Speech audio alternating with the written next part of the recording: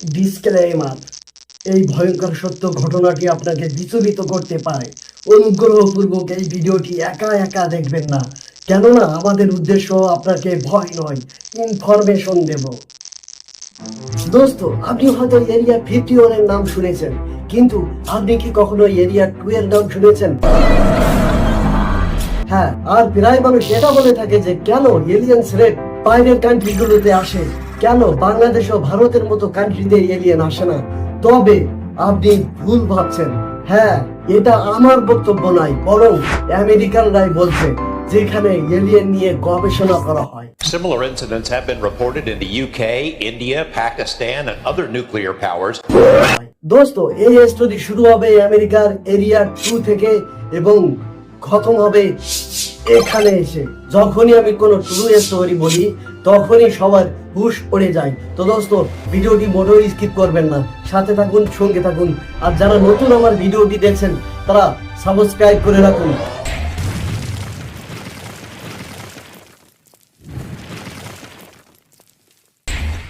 2007 সালের ফেব্রুয়ারি মাসে নেলিস air force base, যেটাকে এরিয়া 2 বলা হয়, সেখানে কন্ট্রোল রুমের কাছে পেট্রোলিং টিমের একটা মেসেজ আসে। তারা 4 কিলোমিটার দূরে একটা হেডলাইট জ্বলতে দেখতে পাচ্ছে, যা সোজা তাদের দিকে এগিয়ে আসছে। ওখানকার পেট্রোলিং টিম এটা ভেবেছিল যে হয়তো টুরিস্ট হবে, ঘুরতে এসেছে, ভুল করে হয়তো এদিকে চলে এসেছে। তাদেরকে ফিরে যেতে বলার জন্য অস্কার 1 ইউনিটের 2টি মিলিটারি গাড়ি পাঠানো হয়। হেডলাইটের দিকে মিলিটারি গাড়ি কিছু দূর যেতেই লাইট অফ হয়ে যায়। ওখানকার সিকিউরিটি সুপারভাইজার এটা ভেবেছিল যে হয়তো তারা লাইট অফ করেছে যাতে আমরা তাদেরকে ট্র্যাক করতে না পারি। এরিয়া 2 হলো একটা নিউক্লিয়ার ওয়েপন ফ্যাসিলিটিস বেস।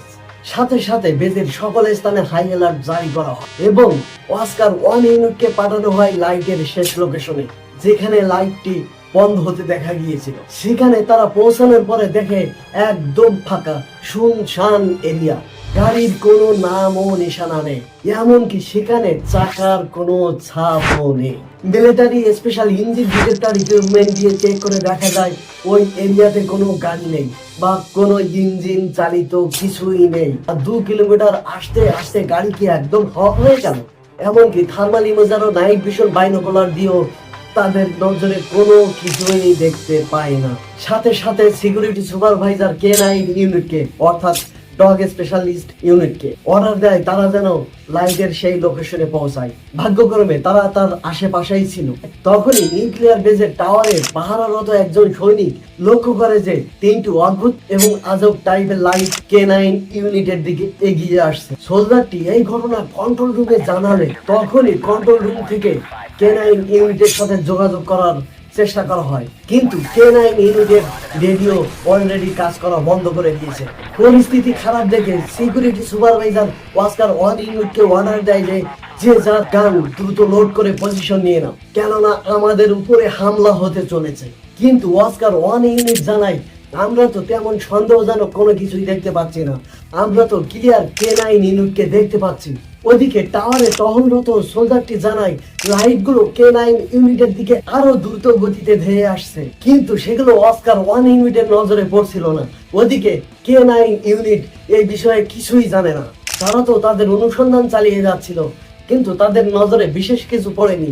এমনকি K9 ইউনিটের টেরেন্স ডগও কোনো কিছুই সেন্স করতে পারেনি। হঠাৎ এই লাইট 3টি K9 ইউনিটের একদম পাশে চলে আসে, আর লাইটগুলো K9 ইউনিটের পাশে আসতেই আচমকা গায়েব হয়ে যায়। সাথে সাথে K9 ইউনিটের রেডিও কাজ করা শুরু করে। যখনই K9 ইউনিটকে রেডিওতে এটা বলা হয় যে তোমরা 20 মিনিট ধরে আউট অফ কন্ট্যাক্ট ছিলে, এই কথা শুনে K9 ইউনিটের সোলজার হা হয়ে যায়, কেননা তাদের টাইম অনুযায়ী মাত্র 4 মিনিট আগে কন্ট্রোল রুমের সাথে শেষ কথা হয়েছিল। তখনই সুপারভাইজার চিল্লিয়ে বলে, না, তোমরা 20 মিনিট ধরে আউট অফ কন্ট্যাক্ট ছিলে। কিন্তু K9 ইউনিটের প্রত্যেকটি সোলজার বারবার একই বক্তব্য দিতে থাকে যে না, আমরা তো এখানে সবে মাত্র 4 মিনিট হলো এলাম। দোস্ত, মনে হয় এই 3টি লাইট K9 ইউনিটকে 16 মিনিটের টাইম ট্রাভেল করিয়ে দিয়েছে। তারপর থেকে এরিয়া 2তে আরো আজব আজব ঘটনা ঘটতে থাকে। ওই সপ্তাহের মধ্যে যখন কিছু সোলজার এরিয়া 2 এর বাইরে টহল দিচ্ছিল, তখনই তাদের নজরে পড়ে একটি গলা কাটা গাধার লাশ। কিন্তু সব থেকে আজব ব্যাপার হলো গাধাটির গলা কাটার পরও সেখানে রক্তের কোনো রকম নাম নিশানা ছিল না। এটাই একটা সাধারণ বিষয় যে কোনো জীবজন্তু যদি জবাই করা হয় সেখান থেকে প্রচুর পরিমাণ রক্তক্ষরণ হয়। তার কয়েকদিন পরে সোলজাররা খুঁজে পায় আরো একটি গাধার লাশ, যার গলার সাথে সাথে পাও কাটা ছিল, কিন্তু সেই একই ব্যাপার, না ছিল কোনো রক্ত, না ছিল কোনো রকম তার নাম ও নিশানা। সব সোলজাররা হয়রান হয়ে যায়, আসলে হচ্ছে এটা কি। পরের দিন সেই একই ঘটনা, সোলজাররা পায় আরো একটি গাধার লাশ, যার গলা কাটা ছিল, পা কাটা ছিল, সাথে সাথে পেটও একদম ফেরে চৌচির করা ছিল, আর গাধাটির ভিতরে অর্গান গুলো ছিল গায়েব। সেখানে না ছিল কোন রকম রক্তের নাম ও নিশানা। দোস্ত, এর থেকে আরো আজব ব্যাপার হলো সেখানে না ছিল কোনো টায়ারের চিহ্ন, না ছিল গাধাটাকে কোনো রকম টানা হেঁচড়া করার চিহ্ন। তাহলে গাধাটিকে আকাশ থেকে কে ফেলে গেল? পরদিন সিকিউরিটি সুপারভাইজার একটি ট্রেনিং এক্সারসাইজের আয়োজন করে, অর্থাৎ ড্রিলিং এর। সেই ড্রিলিং নয়, এটা হলো চোর পুলিশ অর্ডার ড্রিলিং। ট্রেনিং চলাকালীন সময়ে পাহাড়ের উপর থেকে দুজন সোলজার রিপোর্ট করে যে ট্রেনিং লোকেশন থেকে প্রায় 100 মিটার দূরে দুটি অজ্ঞাত প্রাণী ক্রলিং করছে। সোলজারদের এটা মনে হয় যে এটা হয়তো ট্রেনিং এর কোনো অংশ, তাই তারা বেশি গুরুত্ব না দিয়ে তাদের ট্রেনিং জারি রাখে। ওদিকে দৌড়াতে দৌড়াতে সুপারভাইজার কন্ট্রোল রুমে আসে এবং জলদি জলদি অর্ডার করে যে তোমরা যত দ্রুত পারো তোমাদের গান লোড করে নাও এবং যে যার পজিশন নিয়ে নাও, কারণ আমাদের ট্রেনিং ওদিকে চলছে না, অন্যদিকে চলছে। ওটা আমাদের কেউ নয়, আমাদের উপরে হামলা হতে যাচ্ছে, ওটা অন্য কেউ। তখন ছিল রাত। কিছু সোলজার ধীরে ধীরে অজ্ঞাত প্রাণীগুলোর দিকে এগোতে থাকে। সোলজারদের আসতে দেখে অজ্ঞাত প্রাণী দুটো যেন বিচলিত হয়ে পড়ে, অর্থাৎ তারা লুকানোর জন্য ব্যস্ত হয়ে যায়। পাহাড়ের উপরে থাকা সোলজাররা গ্রাউন্ড টিমকে কন্টিনিউ রিপোর্ট করে যাচ্ছিল, এখন তোমরা ওদের প্রায় কাছাকাছি চলে এসেছো। কিন্তু গ্রাউন্ড টিম কিছুই দেখতে পাচ্ছিল না, নাইট ভিশন বাইনোকুলার দিয়েও কিছুই তারা দেখতে পাচ্ছিল না। কিন্তু পাহাড়ের উপরে অবস্থানরত দুজন সোলজার নাইট ভিশন বাইনোকুলার দিয়ে অজ্ঞাত প্রাণী দুটোকে ছাপ ছাপ দেখতে পাচ্ছিল, কিন্তু গ্রাউন্ড টিম কেন তাদেরকে দেখতে পাচ্ছে না। আর যখনই গ্রাউন্ড টিম একটু এগিয়ে যায় অজ্ঞাত প্রাণী দুটোর কাছাকাছি, তখনই পাহাড়ে অবস্থানরত সোলজাররা জানায় যে অজ্ঞাত প্রাণী দুটো একদম গায়েব হয়ে গিয়েছে। না কোনো লাইটিং ফ্ল্যাশ, না কোনো আওয়াজ, জাস্ট গায়েব। এলিয়েন এক্সপার্টদের মতামত এটা ছিল এলিয়েন। দোস্ত, ধৈর্য হারাবেন না, এবার কাহিনীতে আসতে চলেছে টুইস্ট। লাইক দিয়ে সাথে থাকুন, ভিডিওটি মোটেও স্কিপ করবেন না। যারা প্রথমবার আমার ভিডিও দেখছেন তারা সাবস্ক্রাইব করে রাখুন, যাতে নেক্সট টাইমে সুন্দর সুন্দর ভিডিওগুলো মিস না হয়। দোস্ত, তো নিউক্লিয়ার ওয়েপন্স, নিউক্লিয়ার মিসাইলস এই পৃথিবীর যেখানে যেখানে মজুদ করা আছে সেখানে বেশি বেশি এলিয়েন অ্যাক্টিভিটিস দেখা গিয়েছে। ফর এক্সাম্পল, এই পৃথিবীতে যেখানে যেখানে যুদ্ধ হয়েছে, তাই সেটা বিশ্বযুদ্ধ হোক আর যে কোনো যুদ্ধই হোক, সেখানে ইউএফও দেখা গিয়েছে, বিশেষ করে নিউক্লিয়ার স্টোরেজের উপরে, যেখানে পাহারারত সোলজারদের নজরে পড়ে আজব ও অদ্ভুত টাইপের আলো। আর এসব ঘটনা কোনো পাগলের প্রলাপ নয়, এসব ঘটনা রিলায়েবল ও বিশ্বস্ত অফিসারের করা রিপোর্ট থেকে জানা যায়, আর এগুলো প্রপারলি ডকুমেন্টেড। 1977 সালে একটি ইউএফও এটা প্রমাণ করে দেয় যে তারা আমেরিকার আকাশ সীমায় নিঃশব্দে প্রবেশ করার ক্ষমতা রাখে। সম্ভবত এলিয়েনরা এটাও প্রমাণ করে দেয় যে তারা নিউক্লিয়ার ওয়েপনও তাদের পুরোপুরি কন্ট্রোলে নিতে পারে। এয়ারফোর্সের টেকনিক্যাল অফিসার থমাস ই জনসন 1977 সালে নর্থ ডেকোটার মিসাইল ফিল্ড, সেখানে জনসনের পোস্টিং ছিল।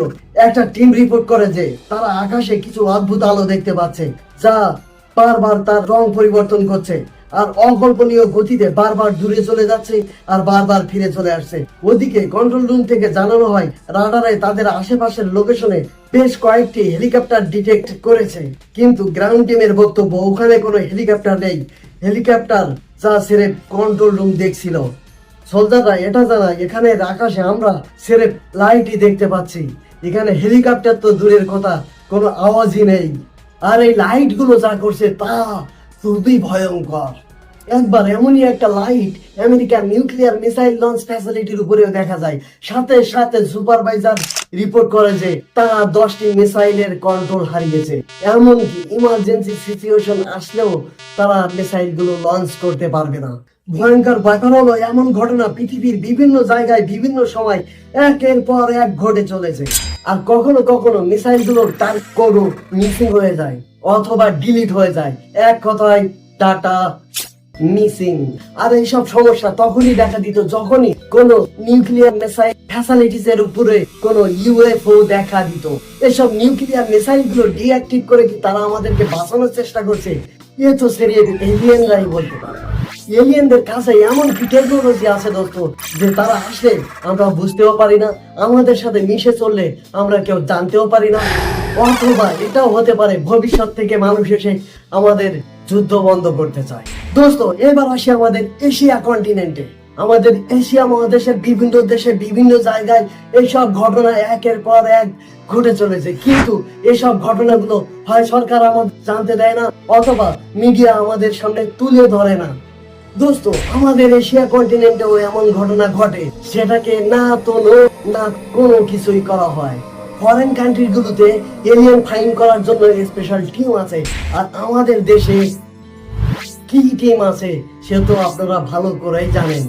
আর বাংলাদেশ ও ভারতে এমন ঘটনা ঘটে থাকে কিন্তু কেউ সেটাকে বাবার কারিশমা অথবা পীর কেবলার কারিশমা বলে চালিয়ে দেয়।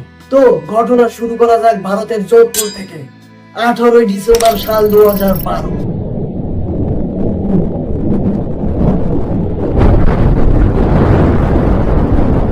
সকাল 11:25।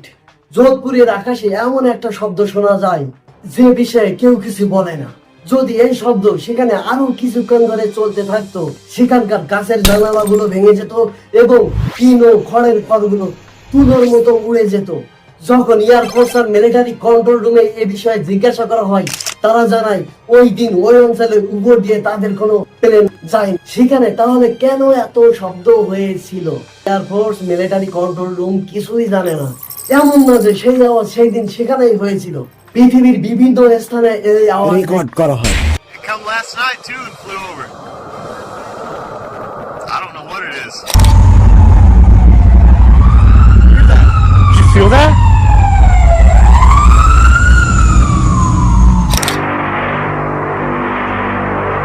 I felt the boom and then it just like rolled. আর এসব বিষয়গুলোর উপরে ফরেন কান্ট্রিতে রিসার্চ করা হয়। আমাদের বাংলাদেশের আর ভারতের জনগণ বাবার কারিশমা ও পীর কেবলার কারিশমা বলে একদম চুপচাপ হয়ে যায়। আর আমাদের দেশের কিছু মানুষের মনে এই কিউরিসিটি থাকে যে ফরেন কান্ট্রি গুলোতে হয় কিন্তু আমাদের বাংলাদেশ আর ভারতে কেন হয় না? হয়, এখানেও এলিয়েন অ্যাক্টিভিটিস হয়। ফরেন কান্ট্রি গুলোতে এলিয়েন ফাইন্ড করার জন্য স্পেশাল টিম তৈরি করা হয় কিন্তু আমাদের এখানে হয় না। আর হয় না বলেই সেগুলোর প্রুফ রাখা হয় না। আর প্রুফ রাখা হয় না এজন্য আমাদের মতো মাস্টার আশিক কথা কয় না। দোস্ত এতদূর অব্দি যেহেতু এসে গিয়েছেন লাইক করে দিবেন, যারা আমার ভিডিও নতুন দেখছেন তারা প্লিজ সাবস্ক্রাইব করে রাখবেন। নেক্সট এপিসোডে আসতে চলেছে এমন এমন স্টোরি যা আপনার হুশ উড়িয়ে দেবে। ততক্ষণে ভালো থাকবেন, সুস্থ থাকবেন। Good bye.